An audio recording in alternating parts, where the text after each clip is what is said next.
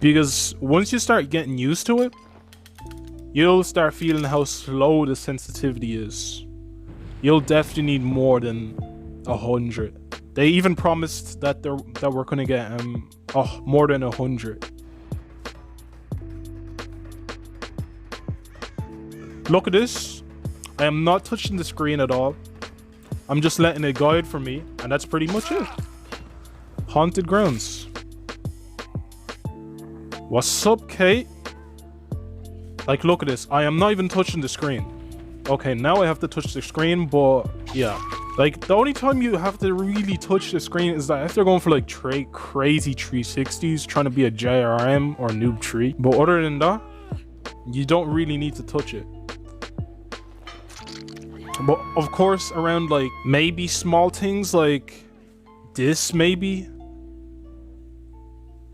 But that only needs small swipes to stay close to it. Just like that repeatedly. But then again, it does track for you. It's kind of confusing that they're not going for saves or not doing anything in general. Like, if they added custom HUD, they can tone down the aim assist by like 50 or 60%. I don't know how other players would feel about that, but for veterans for sure, they know that it's way too strong. And it shouldn't be allowed. And that's the fence. I should be able to jump over that with ease. Did it lock on? No, it didn't lock on. Okay, now it's locked on. See, like little turns like that? Yeah. But this player flopped. So all you have to do is keep your turn into a minimal. Don't over abuse it. Don't like go crazy with the tap while controlling it.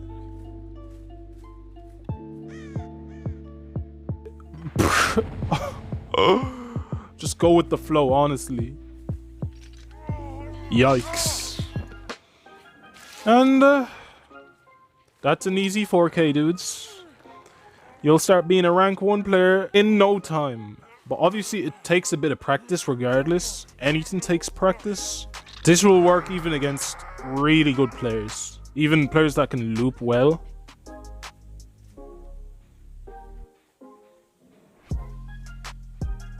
Bruh, shoulda guessed. Alright, now it's pretty much locked on. Okay, that's a BT. I don't have a choice but to chase him. Alright. Like, see that? It's pretty much done a nice turnaround this, and that's pretty difficult to do when you're controlling your freaking finger. As long as you know how to control it and lock it on perfectly, you're good to go. Like, I don't have it down by much as well, but you just seen a really good example there of a tight loop. Only move your screen when it needs to be turned. As soon as they're out of your view, then you can start controlling the camera again, and when they do crazy turns. That's pretty much it. Other than that, you can let the aim assist guide you, and obviously you have to get the feel of the aim assist as well when it locks on. So yeah, that's another thing to take in mind. But other than that, there's not much. And I wouldn't recommend you to turn it off. Honestly, you need it. Whether you like it or not, it's needed. Well, only if I had a trap. But yeah, there's not really much else to say. Other than that, you gotta learn the loops, gotta learn the map, gotta get that map knowledge, gotta know when to slug, not slug, kick a gen, and everything like that. But this is really helpful. This one tip would actually improve like your skill by at least 40%, not moving your screen. So yeah, I hope you guys enjoyed this video.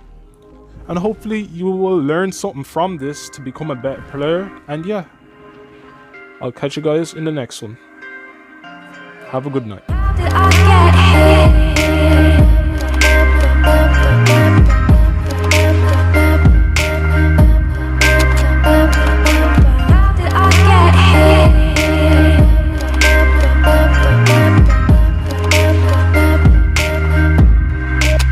Bye.